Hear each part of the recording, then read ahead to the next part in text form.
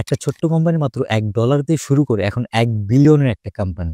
হ্যাঁ, আমি বলতেছি আমেরিকার ডলার শেপ ক্লাবের একটি কাহিনী। ডলার শেপ ক্লাব ২০১১ সালে প্রতিষ্ঠিত একটি কোম্পানি আমেরিকার।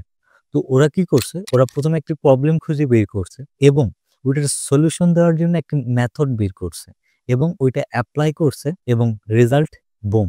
ওরা যে সমস্যাটা খুঁজে বের করছে সেটি হচ্ছে পুরুষদের জন্য কম দামে মানসম্মত রেজর খুঁজে পাওয়া অনেকটা কঠিন ছিল। ওরা তখন হচ্ছে এটার একটা সলিউশন বের করছে যে ওরা মানসম্মত রেজর বিক্রি করবে আবার কম দামে।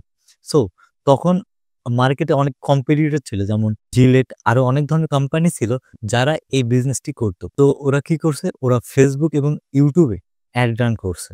ওরা ২০ থেকে ৩৫ বছর বয়সী সকল পুরুষদের একটা টার্গেট করে ওরা অ্যাড রান করছে এবং রেজাল্ট গেস হোয়াট? ওরা ৪৮ ঘন্টায় ১২,০০০ অর্ডার পাইছে। আর এখন তাদের কোম্পানি 1 বিলিয়নের। সো Facebook অ্যাড ছিল ওদের জন্য একটি গেম চেঞ্জার। যদিও এখানে ভাগ্যেরও ব্যাপার আছে। বাট Facebook অ্যাড এর মাধ্যমে ওরা আজকে মানে এতদূর আগাইছে এবং শুধু Facebook অ্যাড দিলে তো আর সফলতা পাওয়া যায় না বা বিজনেস গ্রো হয় না। এটার জন্য দরকার কোয়ালিটিফুল কনটেন্ট। সো তাদের ফার্স্ট যে কনটেন্টটি ছিল সেটি হচ্ছে আওয়ার বিলেটস আর ফাকিং গ্রেট। এরকম কিছু ইউনিক কনটেন্ট মেক করে তারা ওটার উপর অ্যাড রান করে।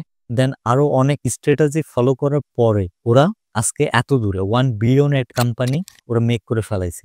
Facebook অ্যাড যদি ডলার শেপ ক্লাবের মতো একটা ছোট্ট কোম্পানিকে বড় করতে পারে তাহলে এটা আপনার ব্যবসার জন্য কেন গ্রহণযোগ্যতা পাবে না? আর এখন যেহেতু Facebook অ্যাড অনেক জনপ্রিয়, সো আই থিংক যে আপনাকে একবার হলেও Facebook অ্যাডটি ইউজ করা। হ্যাঁ, সবার ক্ষেত্রে এটা সফল নাও হইতে পারে। বাট আপনি তো চেষ্টা করে দেখবেন যে সফল হচ্ছে কিনা। যদি সফল না হয় তাহলে ইউ ক্যান ইজিলি স্কিপ এবং যদি হয়ে যায় তাইলে তো আপনার বিজনেস একদম উপরে উঠায় যাবে। সো Facebook অ্যাড বর্তমানে অনেক কার্যকরী একটা প্ল্যাটফর্ম। আই থিংক যে আপনাকে একবার হলেও Facebook অ্যাডটি ইউজ করে ডলার শেপ ক্লাবের মতো ছোট্ট একটা কোম্পানি যদি বড় হইতে পারে, আপনারটাও হবে।